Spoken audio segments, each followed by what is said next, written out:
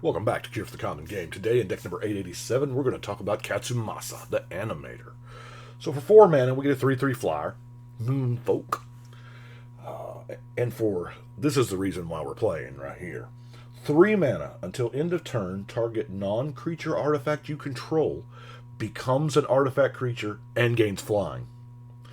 If it's not a vehicle, it has base power and toughness 1/1 till end of turn. So if it is a vehicle, it just becomes that vehicle creature.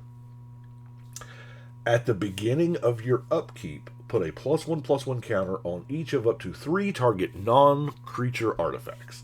So your vehicles are not going to be creatures during your upkeep. I mean, I guess you could, but for this you don't want them to be. But you can also turn your other stuff into, put +1/+1 counters on them, so when they get animated. Now, the problem here is there's several things we got to think about building around. Number one, in order to get full advantage, we want to use vehicles. As many vehicles as we possibly can, and we don't really have to worry about crewing them, because our commander just brings them to life. Problem number two, 3 mana is an awful lot per activation. So we need to produce some mana. Now, Heartstone will help to reduce that by 1. I realize this is the only card in the deck that will reduce cost, and it's the commander's the only card it helps. Also, Paradox Haze giving us an extra upkeep. That way we get 6 counters per turn instead of 3. And then since we have those counters, the Contagion Clasp and the Inexorable Tide helping proliferate those, as well as our Flux Channeler. Now, with that in mind, let's get into our mana ramp. Of course, we got that Soul Ring. Now, High Tide, we are playing mono blue. There's only 4 lands here that aren't islands, so High Tide's a pretty good fit. Sky Diamond. Now, keep in mind, all these mana rocks can potentially be creatures. Especially, if you've got nothing else and you just want to mount up counters on them.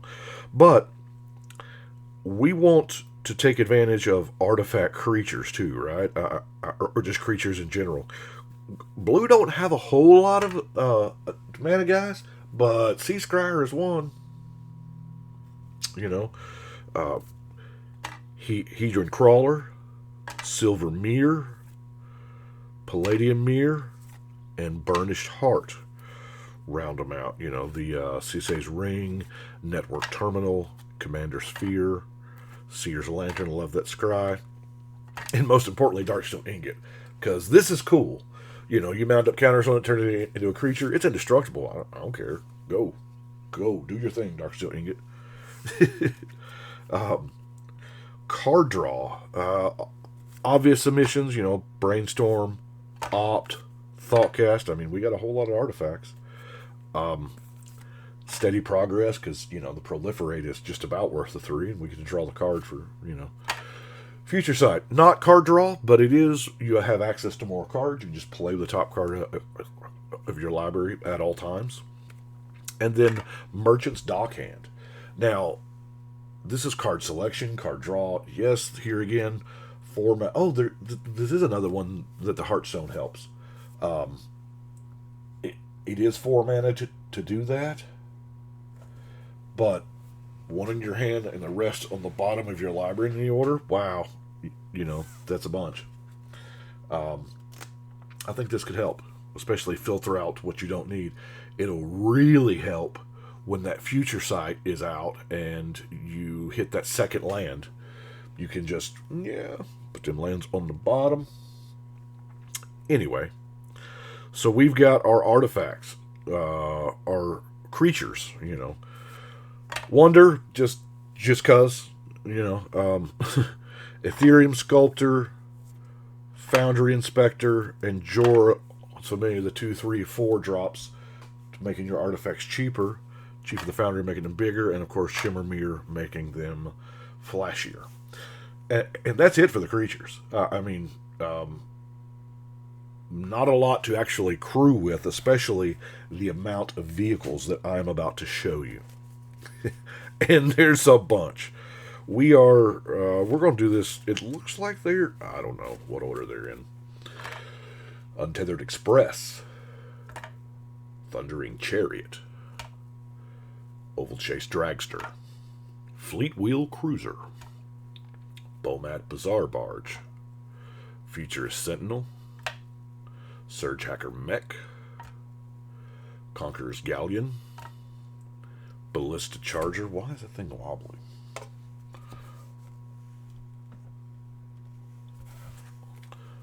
Adara Express, Demolition Stomper, Thundersteel Colossus, Aethersphere Harvester, Raider's Carve, Renegade Freighter, Brute Suit, Dermotaxi, Funeral Longboat, Sky Skiff, Bankbuster, Reckoner Bankbuster. That's a fun name. High-speed hover bike, and then the Consulate Dreadnought, because it cost one.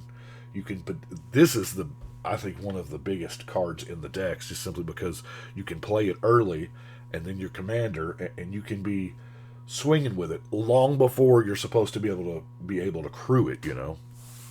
Some of my other categories here, I want to talk about serrated arrows, because this is fun. This is why Magic is fun to me. Cards like this. We've got, 4 or 5 versions of Proliferate in the deck. Okay. Now, the exact wording on serrated arrows is very important. It enters the battlefield with 3 arrowhead counters. So when we proliferate, we're going to be adding arrowhead counters. And of course, when it doesn't have any, you sack it. But you tap it to remove an arrowhead counter to put a -1 counter on target creature. Now, in the if it were worded as this came in with minus counters, it wouldn't work like we want it to. But since they are arrowhead counters, and this can have arrowhead counters on it, and if we put +1/+1 counters on it, which we probably won't, because we want to proliferate those arrowheads. Because here's the beauty of it. We take an arrowhead off, we put a -1/-1 counter on one of their creatures. Now we have 2 things to proliferate. Yeah, it's sourced from 1 card, but we get to add another arrowhead and add another -1. So in theory, the serrated arrow never, ever, as long as we've got means to proliferate, it'll never run out of -1/-1 counters. Now, that makes serrated arrows a scary card. Straight out of Homelands, folks. I don't know that people are going to waste I probably should have used the Homelands version just to, because nobody wants to use a good removal spell on a Homelands card, right? Anyway, I got a Crystal Shard. Obviously, it's an artifact. It can walk, but it can also save something. Save just about anything. Any creature or vehicle or artifact you've got, it can save, because you can just use your commander to turn whatever it is into a creature, bounce it back to your hand. Works good if your opponent tends to tap out as well. Archivian Restoration, in case they do blow up that serrated arrows. Thopter Spy Network, that's some card draw. That probably should have been in the card draw section. And then March of the Swirling Mist. Yeah, X-target creatures phase out. This is a good anti-wrath. It is, even if you... This can be the death knell to a player, because if you phase their stuff out and there are 2 or 3 players going before them, they got no blockers, Removal-wise, we have the Whelming Waves. Not overwhelming, just whelming. It does hit most things. I know I don't run a whole lot of counter magic. I run a negate. Number one, because negates are plentiful. They've printed it a bunch of times. Counterspell itself, not so much. Anytime I get an actual counterspell, it goes in a deck. I have none on hand. Rapid Hybridization, of course, a great removal spell for blue. And then Spell Pierce, because, it's new. Oh, well, it's not really new, but it's back. Temple of the False God. We're in non-basic lands now. Darksteel Citadel. This is another non-creature artifact. It does have indestructible. We can mount up counters on it. We can, make it an indestructible creature. Sweet. Rogue's Passage. And then, of course, that Buried Ruin to get one of them artifacts back. I kind of like it. It's a different take on the mono blue artifact theme, what with with creatures and no way to crew them. It does rely heavily on the commander, so that's one thing that